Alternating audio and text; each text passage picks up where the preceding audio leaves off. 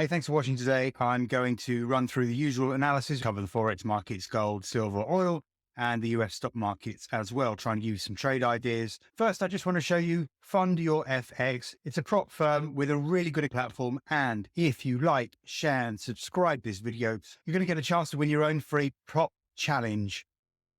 So don't miss this opportunity. Have a quick look at the platform, and then we'll run on with the analysis that you can use to try and pass the challenge. And if you want to get cracking straight away, check the link in the description box, which gives you a 15% discount on any challenge at Fund Your FX. Okay, so quick run through. I really like this platform because, firstly, you get a lot of information on the platform, so you don't have to go anywhere else. The calendar is really good, gives you all the important data that's coming out in the future, even the impact of that data. So just very useful tool. And then, of course, you can have your list of markets that you trade. What is particularly good is you can trade from this window. If you click new order, so it'll tell you the amount of margin that you're going to be using on the trade, depending on your trade size. So obviously, as you increase the trade size, you increase the amount of required margin that you will need for the trade. It gives you the spread. It gives you the commission, every piece of information that you could possibly need for each individual trade. If I click new order, then I can have a market order, which I've got right now. If I want to add a stop loss, which of course you always should, I can move my stop loss down. That will give me the amount of percentage I'm risking on my account. And then when I got my take profit, I can increase my take profit, and that will give me the amount of percentage I'm looking for on the trade to win. So it's really easy to manage your risk versus reward. In this case, I'm risking about 10 pips to make about 20 pips. So you can see, so that my risk is around 1.5%, and my potential profit is around 3%. So I've got a nice risk reward on there. It does it all for you. You can adjust your size there, which will, of course, if you bring the size down, it'll reduce your risk and reduce your potential profit. And if you increase it, it increases your potential risk and your potential profit, of course. So all the calculations are done there. It could not be easier. That's the bit that I really do like about this platform. You've got the chart platform here, which comes from TradingView with all the usual tools. You get the picture, so you can see why I like this platform so much. Starting with Bitcoin, we've talked about this before last week. Potential double top here, break below the neckline of the double top, worked really nicely. We did see a good significant move to the downside towards my target around 74,000. Big retracement to the resistance, another collapse, but we held just below the previous low. So we're now starting a very slow recovery. The 200-day moving average isn't really having much of an effect. We've managed to push above it at least. That's bullish in some respects, but we are running into short-term Fibonacci resistance around 38.2 at 89,000. We've got this downward sloping trend line that goes back to the beginning of February, so that's almost 2 months old. That also comes in around 89,000. And just above there, we've got the 50-day moving average at 89,900. So that 89,000 up to 90,000 area is going to be where we really struggle on this recovery for Bitcoin. I hate to talk negatively about Bitcoin. Too many people are trying to talk it up, but let's be realistic. We've got an ascending trend line going back to September, 86 months old. Now that comes in around 90,800. So that's another obstacle. There is a lot for bulls to tackle from the 89,000 area up to the 91,000 area up here with this trend line. I would only feel comfortable being long Bitcoin if we broke above 91,000 and cleared these trend lines, Fibonacci levels, and moving averages. Then we could jump quite quickly to 93,000, and we'd have to then get through the 100-day moving average, which is around 94,300. I suppose by the time we get there, it would be 94,000. That would be the next hurdle. So unless we get through all of those, obviously it looks more likely the market will turn around and reverse. Already we're seeing doji candles. We didn't get any decent follow through from this big green candle 2 days ago. That's disappointing for the bulls. A doji is not what you want to see after a strong bullish candle. So I fear the Bitcoin could reverse. What will tell me that that is likely to happen? A break below 86,400, 86,300 would indicate to me that we're about to start the next leg lower. And there is a risk that the next leg will not only test the previous low around 76,666, but could eventually get to my target of 74,000, 72,000. And we will see what happens there. I would expect to bounce off that support. So level, it's good enough. If we take a long time to get there, the 500-day moving average may have even risen to support that level. So those are the key levels for me in Bitcoin at the moment. Gold is a favorite of mine, and I do give some good signals to my subscribers in this one. Probably one of the best markets I cover. Now, as you can see, we've got a trend line resistance going back to April 2024. So it's a year on. We've tackled it and we have not managed to break through it. We don't have a clear sell signal. So I'm not talking about the market turning around and collapsing from here, but certainly we're not getting through the trend line. And this isn't particularly bullish, is it? Okay, it might be the formation of a bull flag. We might just pause at the trend line and we might break higher eventually. But at the moment, I can only say might. The fact is that we are rejecting the trend line. So risks are to the downside. Now, I could say that perhaps this is a bull flag. If you're looking for reasons to be bullish of gold, then yeah, this could be a bull flag. And if we can break above it, things are looking good for the bulls. But right now, I feel that there is more risks to the downside than there are chances of the market recovering. What will change that? Well, of course, we need to get through the upper trend line here, which is currently at around 30.55.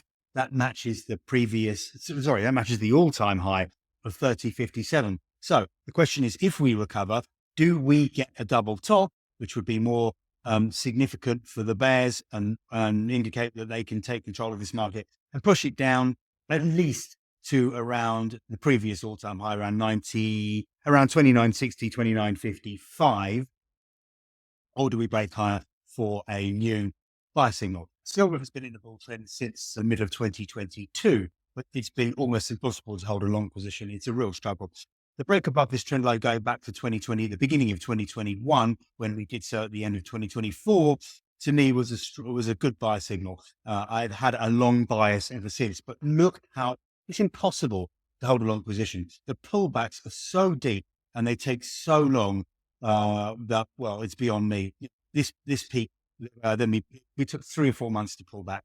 Then we took 2 or 3 months to rally and another 3 months pull back way below the previous peaks. I don't know how anyone can run a long position in silver. This is the weekly chart. But anyway, we are on a bull trend. And if you are long and you have a hell of a lot of patience, you might make some money out of it. But we really are lagging behind gold. I just thought I'd mention it because I do get asked about silver. But really, for me, pretty untradeable. I'm going to try and tackle some Forex pairs, although I'm really struggling with these sideways markets. Look, dollar yen. I mean, really, we're trading exactly where we were back at the end of 2023. We've gone nowhere, up a bit, down a bit. You know, the moving averages are as confused as I am, as you can see. They're all over the place. They're not any help in my analysis whatsoever. I'm getting a bit sick and tired of these sideways trending markets, in fact. And the only way I can tackle them is by looking at short-term markets. 4 hours is the chart that I usually go to, and even that is useless in these conditions. I'm really having to focus on the 1 hour chart to make any sense of these markets. Before I move on to the 1 hour chart, we do have this red potential neckline to a head and shoulders pattern. I'm waiting for this to play out. It could take weeks, certainly months even, before we test the trend line to the head and shoulders, if we get there at all. But that's what's on my radar for the longer term for the US dollar versus the Japanese yen. So trying to find a tradable trend and make sense of this market, the only thing I can do is go to the 1 hour chart.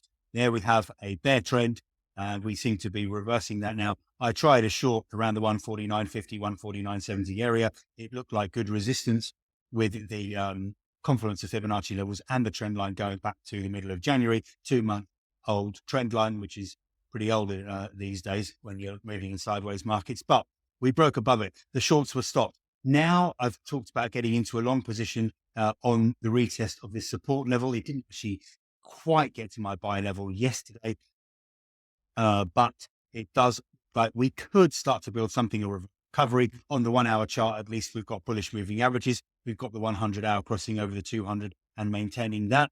We've got both the 100 and 200 crossing above the 500 hour moving average. You can see we've got a very clear channel there, and we've beaten the short term Fibonacci levels around 149.50, 149.70. So as long as we hold above there, we can start this slow climb and slow recovery for the US dollar versus the Japanese yen. It's painful. It's not easy to run a position. You can see deep pullbacks again in this market. We're going to have resistance around the 150, 120, 150, 130 area. That's going to be the next level to tackle for the bulls. And you can see from the price action, we've got the swing low here, swing low here, swing high here, emphasizing the fact that that 151.20, 151.40 area is going to be a struggle.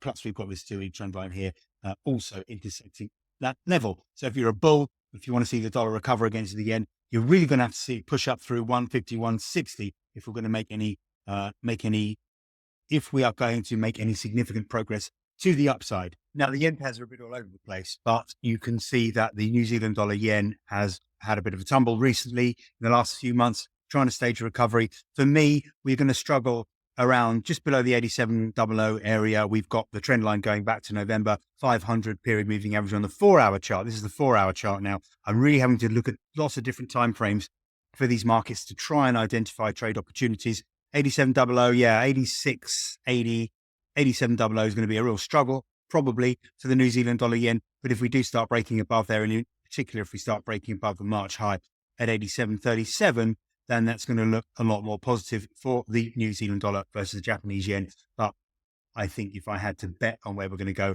I would certainly be trying a short around 8680, 8700, maybe stop above 8735 and see if we do continue this negative trend. It is ridiculously tough to find trade opportunities, but I found one here. I'm just going to remove that trend line now, actually. It looks like the New Zealand dollar recovering against the US dollar. I'm going with this upward move so far. Again, God, it's slow. But on the 4-hour chart, again, we have got some fib support around 57.20, 57.00, some moving average support as well, as the moving averages turn and indicate that we do have some upward momentum. So we bought yesterday down at 57.25, 57.10, and we've recovered up to around 57.50, 57.60. So although it's a slow mover, at least it is going in the right direction. Another painfully slow mover is the euro US dollar. Nice big run up at the beginning of March. Unfortunately, I missed that move, have to be honest. Then we got this, what I call a topping pattern. I'm not sure if it's a head and shoulders, but we did sell the break below and retest of that trend line. That worked. On the hourly chart, it does look a little bit negative. We broke back below the 100 and 200 hour moving averages. We have failed to get back above them on the retest. We're being held by the trend line. We're being held now by the 100-hour moving average. So I think pressure is to the downside. We did get short around 108.40, 108.45, and that did work quite well, although we have to wait a very long time to see any profit on that trade. Now, what is key is the support level around 107.70, 107.60. You can see why it's a fib level, and it is holding. We've also got the 500-hour moving average coming up there. Can't really get too excited about this. Do I want to buy that support level? Not really, because at the moment, even if you do get into a winning trade in the euro US dollar, it's taking forever to see a profit on it. So I'm happy that we were short. I'm happy that we made money out of it. And now I'm just going to sit and wait for a better signal, or at least for the market to start moving. Cable also having what is probably a topping pattern. I'm watching for a break below this trend line here.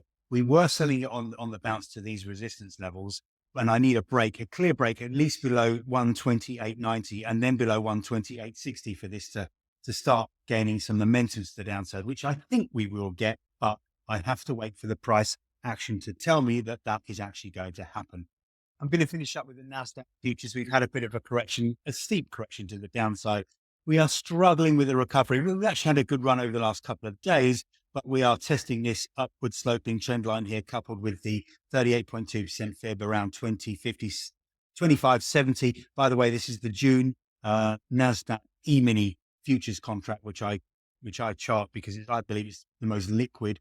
We're trying to push above the 500-hour moving average. So that's positive, but we are being held by the trend line. We are being held by the fib level. The question now for me is this a bear flag where we've reached the peak of the bear flag and we start to turn down? There should be some good support around 2100. As you can see, moving averages, trend line, fib level, couple of trend lines really. We start breaking below 20,000. And then I think that could be the start of a new leg lower in the NASDAQ. Well, at least a retest of the previous low at 19,400, 19,350. We'd have to see if we break below there. Interesting times right now, selling around here with a stop above, let's say 2,700 is probably a trade that could be worth taking just to see if we are developing more of a bear trend in the US stock markets. Okay, hope that's helpful. Please let me know your thoughts on the market. Let me know if you've got any trade ideas, and do comment on my analysis if you agree with it or if you see something different. I would be very interested to know. Thanks for joining me, and make sure to like, share, and subscribe so you get notifications for the next videos.